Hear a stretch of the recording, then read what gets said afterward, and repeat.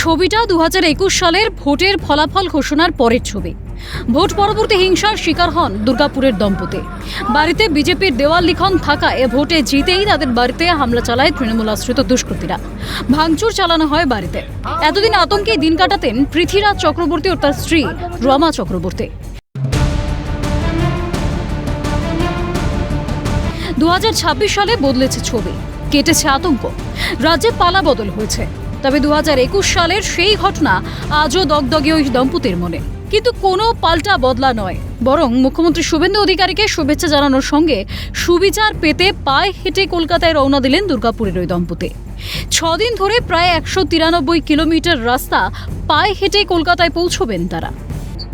আমি আমাদের পশ্চিমবঙ্গের মুখ্যমন্ত্রী মাননীয় শুভেন্দু অধিকারী মহাশয়ের কাছে যাচ্ছি তাকে শুভেচ্ছা বার্তা দিতে দুর্গাপুর থেকে কলকাতা পায়ে হেঁটে। কি বার্তা দেবেন?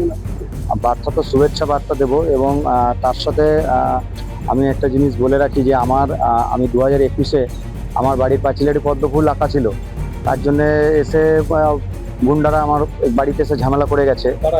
এরা সব তৃণমূলের গুন্ডারা, দুষ্কৃতীরা ঝামেলা করে গেছে। আমি চাই না যে আর সেই রাজত্ব ফিরে আসে। হঠাৎ এসে দরজায় দাঁড়িয়ে গালিগালাজ করলো, আর দরজায় পাস নিয়ে দাঁড়িয়ে আছে, দুমদাম করে মারছে। ওদের তৃণমূলের লোকজনেরা। অপরাধ হচ্ছে আমাদের দেয়ালে একটি পদ্মফুল আঁকা ছিল, তাই সবাই দেয়াল যেহেতু পাথর দিয়ে যার মতন এঁকে দিয়ে যায়, যা আমরা কিছু বলতাম না, কিন্তু জানতাম না যে একটা পদ্মফুলের জন্য এই ঘটনাটা ঘটবে। এখন হেঁটে হেঁটে যাচ্ছি আমাদের মুখ্যমন্ত্রীর কাছে দেখা করতে, শুভেন্দু অধিকারী।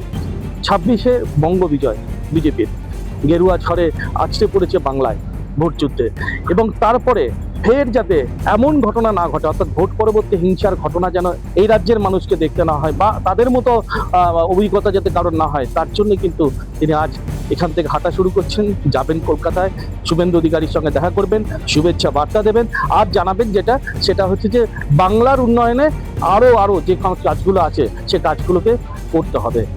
দুর্গাপুর থেকে রাজেশ সেনগুপ্ত, ক্যালকাটা নিউজ।